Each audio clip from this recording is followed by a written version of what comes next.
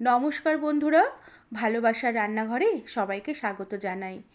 আজ আমি আলু বেগুন দিয়ে রুই মাছের একটি রেসিপি বানাবো। গরম গরম ভাতের সাথে এই রুই মাছের রেসিপিটি দিয়ে খেতে অসাধারণ লাগবে। এর জন্য আমি এখানে রুই মাছের একটি গাদার পিস নিয়েছি আর একটি পেটির পিস নিয়েছি। মাছ আমি বেশ ভালো করে বেছে ধুয়ে নিয়ে নুন আর হলুদ মাখিয়ে রেখে দিয়েছি। তার সাথে আমি নিয়েছি কেটে রাখা আলু আর বেগুন। আলু বেগুনেও আমি নুন আর হলুদ মাখিয়ে রেখে দিয়েছি। এরপর আমি প্রথমে মাছগুলোকে ভেজে নেব। এর জন্য কড়াতে পরিমাণ মতন সাদা তেল দিয়ে বেশ ভালো করে গরম করে নিয়েছি। এবার নুন হলুদ মাখানো রুই মাছের টুকরোগুলোকে আমি এবার তেলে দিয়ে দিলাম। আর মাছের টুকরোগুলোর এক পিঠ বেশ লাল করে ভাজা হয়ে আসলে আমি মাছগুলোকে উল্টে দিলাম। আর এভাবে মাছের দু পিঠ বেশ লাল করে ভাজা হয়ে আসলে মাছের টুকরোগুলোকে তেল থেকে উঠিয়ে রেখে দিলাম। এরপর এই মাছ ভাজার তেলেই আমি বেগুনের টুকরোগুলোকে ভেজে নেব। এর জন্য নুন হলুদ মাখানো বেগুনের টুকরোগুলো তেলে ছেড়ে দিলাম। এবার বেগুনের টুকরোগুলোকে কিছুক্ষণ একটু নেড়ে চেড়ে নেব। আর একটু লাল লাল হয়ে আসলে আমি বেগুনের টুকরোগুলোকেও কড়া থেকে তেল থেকে উঠিয়ে রেখে দিলাম। এরপর আমি মাছের কারির জন্য একটু মশলা বানিয়ে নেব।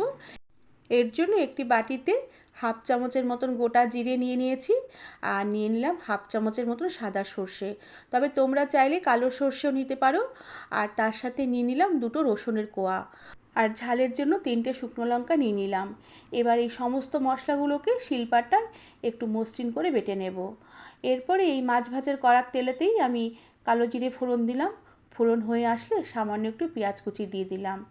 সাথে দিয়ে দিলাম একটা চেরা কাঁচা লঙ্কা আর তার সাথে সামান্য একটু টমেটো কুচি দিয়ে দিলাম। এবার এই টমেটো কুচি আর পেঁয়াজের লঙ্কার সাথে কিছুক্ষণ একটু নেড়ে চেড়ে নেব। এরপরে আমি নুন হলুদ মাখানো কেটে রাখা আলুর টুকরোগুলোকে এতে দিয়ে দিলাম।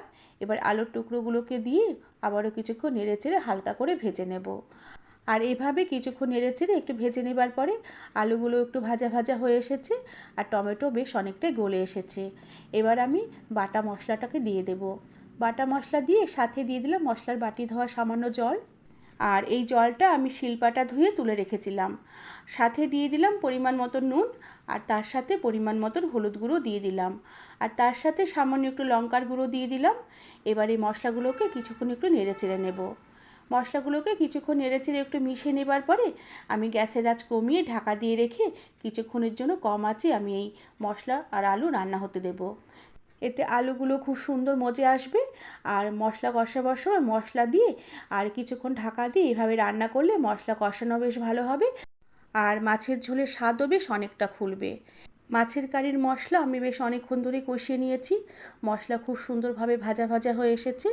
এবার আমি মশলাতে দিয়ে দেব পরিমাণ মতন গরম জল, যাতে আলুগুলো খুব ভালোভাবে সেদ্ধ হয়ে যায়। এবার আমি এই মশলার সাথে ঝোল বেশ ভালো করে নেড়েচেড়ে মিশিয়ে নিয়ে আবারও গ্যাসের আঁচ কমিয়ে দেব। আর ঢাকা দিয়ে রেখে আমি কিছুক্ষণ আলু সেদ্ধ হওয়ার জন্য রান্না হতে দেব। আর এভাবে কিছুক্ষণ ঢাকা দিয়ে রান্না করে নেবার পরে ঢাকনা খুলে দিলাম। ঝোল বেশ অনেকটাই ঘন হয়ে এসেছে আর আলুও বেশ অনেকটাই সেদ্ধ হয়ে এসেছে। এবার আমি ঝোলে দিয়ে দেব ভাজা মাছগুলোকে। সাথে ভাজা বেগুনের টুকরোগুলোকেও দিয়ে দিলাম। আর তার সাথে দুটো চেরা কাঁচা লঙ্কা দিয়ে দিলাম। এবার আবারও ঢাকা দিয়ে কিছুক্ষণের জন্য লো আঁচে রান্না হতে দেব। কিছুক্ষণ পরে ঢাকনা খুলে দিলাম। মাছের ঝোল বেশ অনেকটাই ঘন হয়ে এসেছে আর মাছগুলো খুব ভালোভাবে মজে এসেছে আর আলুও খুব সুন্দরভাবে সেদ্ধ হয়ে গেছে। এবার গ্যাসের আঁচ বাড়িয়ে দিয়ে মাছের ঝোল কিছুক্ষণ ফুটিয়ে নিয়ে উপর থেকে সামান্য একটু ধনেপাতা কুচি ছড়িয়ে দিলাম। আর ঢাকা দিয়ে রেখে গ্যাসের আঁচ বন্ধ করে দিয়ে কিছুক্ষণের জন্য স্ট্যান্ডিং টাইমে রেখে দিলাম। বন্ধুরা, আমার আজকের আলু বেগুন দিয়ে মাছের ঝোলের রেসিপিটি আশা করি তোমাদের ভালো লেগেছে। আর ভালো লাগলে একটি সাবস্ক্রাইব করে দেবার অনুরোধ রইল। আজ তাহলে আসি, পরে আবার একটি নতুন রেসিপি নিয়ে দেখা হবে। ধন্যবাদ বন্ধুরা।